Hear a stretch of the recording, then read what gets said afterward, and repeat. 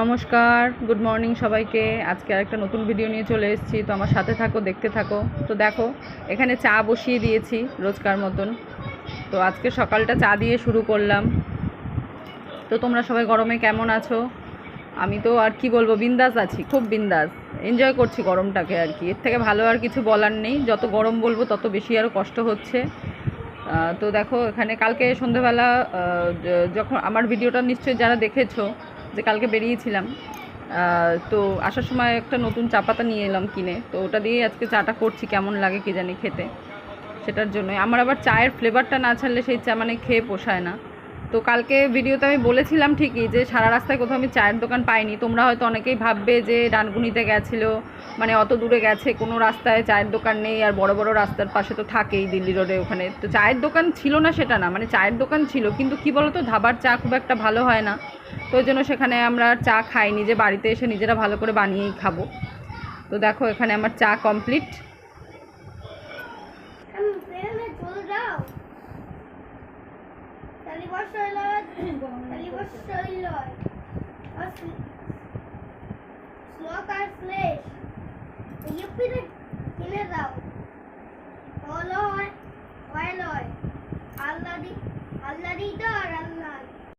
তো দেখো বন্ধুরা, এখানে আমার দেখলে আগের ক্লিপটা, ছেলে ওখানে পড়াশোনা করছে।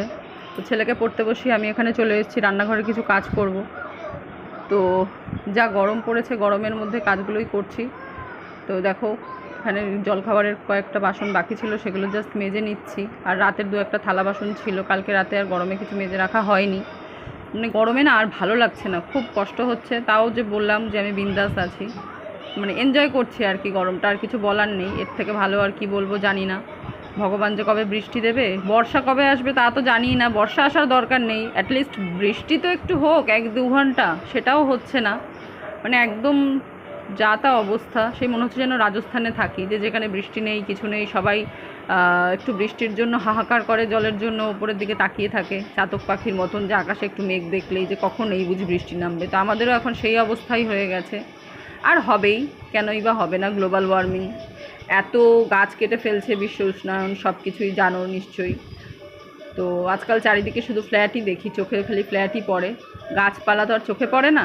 প্রতি বছর আমার ছেলের স্কুলে আজকে আবার নোটিশ পাঠিয়ে দিল, কারণ ওদের গরমের ছুটি আবার দিয়ে দিয়েছিল। তো 18 তারিখ, মানে গতকাল স্কুল খোলা এবং ফার্স্ট সামেটিভের রেজাল্ট আউটের কথা ছিল, বাট আবার আজকে দেখলাম গ্রুপে নোটিশ পাঠিয়ে দিয়েছে যে কবে খুলবে স্কুল, এখন অতিরিক্ত গরমের জন্য স্কুল বন্ধ। তো দেখো, তোমাদের সাথে কথা বলতে বলতে এখানে আমার বাসন মাজা কমপ্লিট। তো এখানে খাওয়ার জলগুলো ভরে নিচ্ছি। ও হ্যাঁ, আরেকটা কথা তোমাদের সাথে তো বলতে ভুলে গেছি, কালকে রাত্রে আমাদের এখানে আবার কারেন্ট চলে গেছে, রাত্রে 3টে অবধি জেগে বসেছিলাম। তাহলে বলো, এই রকম গরমে যদি কারেন্ট চলে যায়, মানুষ কিভাবে থাকতে পারে? মানে এগুলো অত্যাচার ছাড়া কি, সাধারণ মানুষের ওপরে অত্যাচার। হ্যাঁ, তো মানে সেই গরমে রাত্রে 3টের সময় ঘুমোনো। তবে সকালে তো উঠতেই হবে, যত রাত করেই ঘুমাই না কেন, কারণ সকালে উঠে প্রচুর কাজ থাকে, বেলা করে ঘুম থেকে উঠলে আর হয় না। তো চলো, এখানে আমার কাজ কমপ্লিট।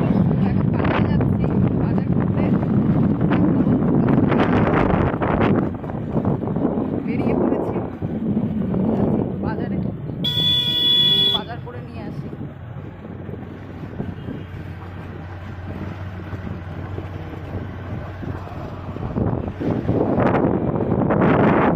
যা গরম পড়েছে, ভীষণ গরম আজকে। চলো বাজারে গিয়ে দেখাবো।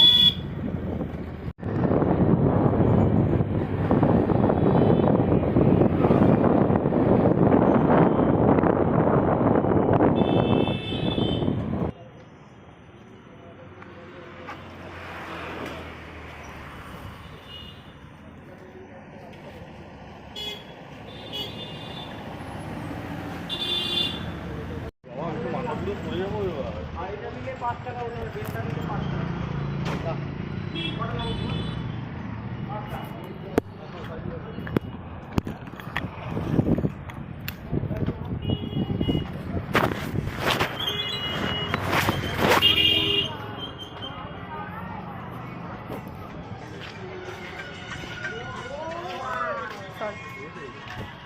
উঠে গেছে।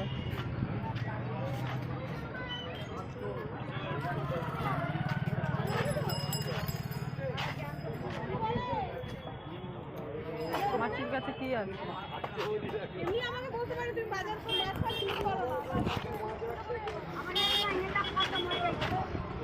হ্যালো, হ্যাঁ কাকিমা, হ্যাঁ হ্যাঁ বললে তো মাল আনবে, না না, মাল না হলে হবে কি করে? কি মাছ নেবে তুমি? ভোলা ভোলা মাছ? তুমি তো বলছো না, বাবাই তো আবার ভোলা মাছ নেওয়ার কথা বলেছে। ওখানে না না না, এই গরমে লোটে মাছ খাবো না।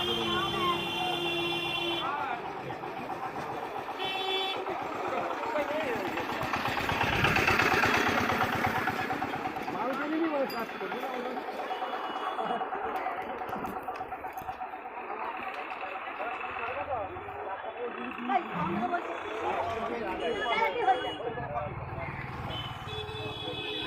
লোটে ইয়ে নিয়ে নাও, রুই মাছ নিয়ে নাও, লোটে ফোটে ইয়েগুলো নেই। অনেক টাইম লাগে কাটছে এখন। বিয়ে বাড়ি ওই মাছে, ওই মাছের কাছ থেকে এর কাছে পাখির গন্ধ করে এই মাছের পাখি, এই লোকটার মাছ।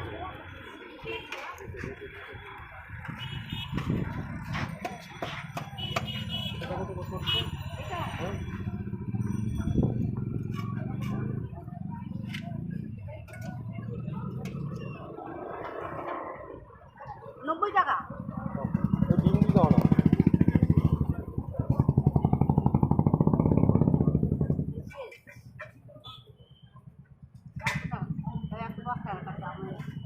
এটা 20 টাকা তুমি কি?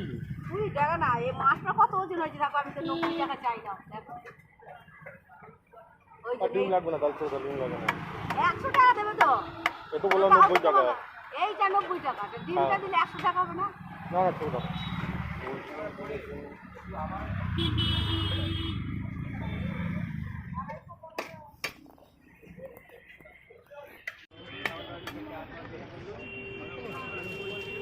একটুখানি হাওয়া দিলে তারপর দিন যারা আবার বেড়ে বলছে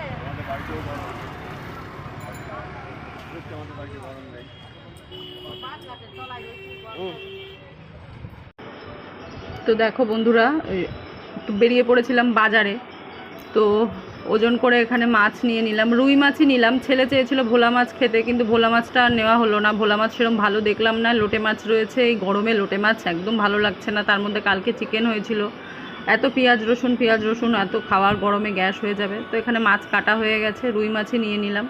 তো এখানে একটু শাক নিয়ে নিচ্ছি। আমি আবার দাম করলাম, যে দুটোই ছিল পাট শাকের আটি, দুটো বললাম 15 টাকায় দিতে, তো দেবে না, 10 টাকা দিয়ে এক আটি শাক নিয়ে নিলাম। মাছ আর শাক নিয়ে জাস্ট চলে আসলাম এই গরমে। আর বাদবাকি যা লাগে আমাদের এখানে মোটামুটি পাওয়াই যায় দোকানে, মুদি দোকানে। তো দেখো এখানে একটা ঘর মোছা কিনে নিচ্ছি।